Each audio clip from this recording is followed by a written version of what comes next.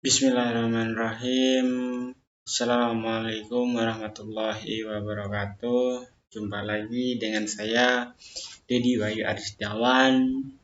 Baik, di sini saya akan mereview jurnal mengenai jurnal analitik di mana yang berjudul pemisahan citronellal menggunakan kromatografi kolom dengan Palladium cyclodextrin terasetilasi. Mana dosen pengampu adalah Ibu Nurul Holidah STMT yang merupakan dosen pengampu MK Kapital Selekta. Kemudian ya di sini saya mengambil latar belakang di mana pemisahan senyawa kiral atau citronellal dengan menggunakan kromatografi kolom dengan Palladium cyclodextril terasetilasi. Pertama, kedua, diketahui senyawa golongan terpen alkohol dari tanaman obat herbal Thymus vulgaris dan Thymus jugis telah diidentifikasi menggunakan KLT yang mengandung komponen citronellal.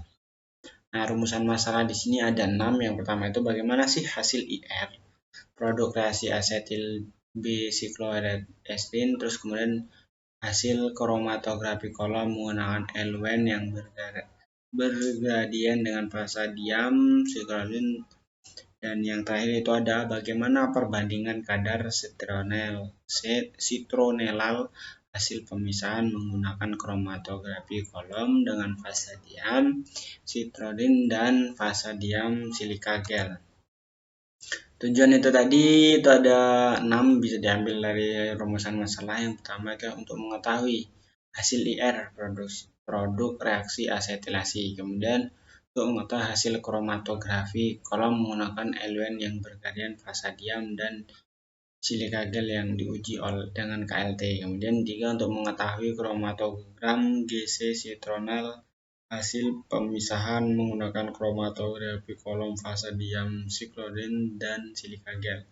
4 untuk mengetahui kromatogram GC fraksi 1 dengan metode Neutron dan lain-lain. Kemudian yang 5 untuk mengetahui harga RFL watt pada tiap vial dan fraksi yang dihasilkan dari kromatografi kolom. Kemudian yang 6 atau yang terakhir untuk mengetahui perbandingan antara semuanya.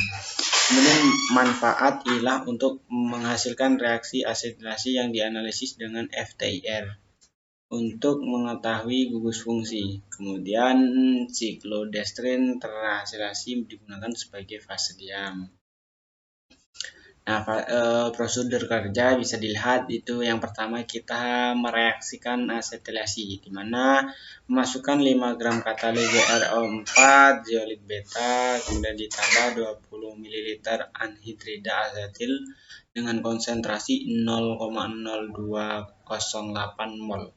Kemudian ditambah 5 ml larut DMV kemudian diaduk, campur 20 g cyclodextrin dan 70 ml mililiter DF dimasukkan tetes demi tetes kemudian diaduk dengan pengaduk magnet yang temperatur 20 derajat Celcius selama kurang lebih 36 jam. Kemudian hasil reaksi disaring dan ditambahkan dengan aseton. Hasil reaksi dianalisis menggunakan FTIR. Nah, kemudian yang kedua itu menentukan L-Wen menggunakan metode KLT. Pada plat silika gel G60 ditotalkan sampel citronellal dengan menggunakan pipa kapiler. Dan plat KLT dibiarkan sesaat kemudian dimasukkan ke dalam bejana berisi L-Wen berupa campuran N-heksan etil asetat dengan perbandingan 0:10, 1:9, 2:8, 3:7, 4:6, 5:5, 6:4, 7:3, 8:2, 9:1, dan 10:0 untuk mengidentifikasi adanya spot pada plat silika. Plat yang telah dikeringkan kemudian dilihat pada lampu UV. Nah, kemudian yang ke dalam kolom itu dimasukkan 20 gram cyclodextrin terasetilasi yang terlebih dahulu direndam dengan toluena sebanyak 5 mili sampel. Nah, setelah dimasukkan ini ke dalam kolom yang berisi fase diam dan dieluasi dengan komposisi elemen toluena etil asetat bergantian. Nah, komposisi elemen yang digunakan adalah 12:0, 1:12, 12:0,1, 12:0,5, dan 12:1. Kemudian tetesan eluet ditampung pada vial tiap 2 ml. Kemudian tiap vial diuji dengan KLT dan dilihat pada lampu UV. Sebagai perbandingan, dilakukan hal yang sama dengan fase diam silika gel. Kemudian hasil bisa kita bikin tabel, bisa bikin grafik, dan bisa dibikin gambaran. Nah, inilah hasil pembahasan. Nah, gambar 1 ini merupakan hasil IR dari produk reaksi asetil B-siklodextrin. Nah, ini hasilnya bagus. Ada gugus fungsi OH, ada gugus karbonil C rangkap 2O, kemudian ada ether. Nah, kemudian gambar 2 ini merupakan hasil kromatografi kolom menggunakan eluen bergradien fasa diam siklodextrin yang diuji dengan KLT. Nah, kemudian yang ketiga ini ada kromatogram GC. Ini merupakan grafik dari kromatogram GC citronellal hasil pemisahan menggunakan kromatografi kolom fase diam siklodextrin terasilasi. Nah, kemudian sebagai perbandingan dilakukan pemisahan menggunakan kromatografi kolom dengan fase diam silika gel. Nah, ini merupakan yang gambar keempat merupakan hasil kromatografi kolom menggunakan eluen yang bergradien dengan fase diam silika gel yang diuji oleh KLT.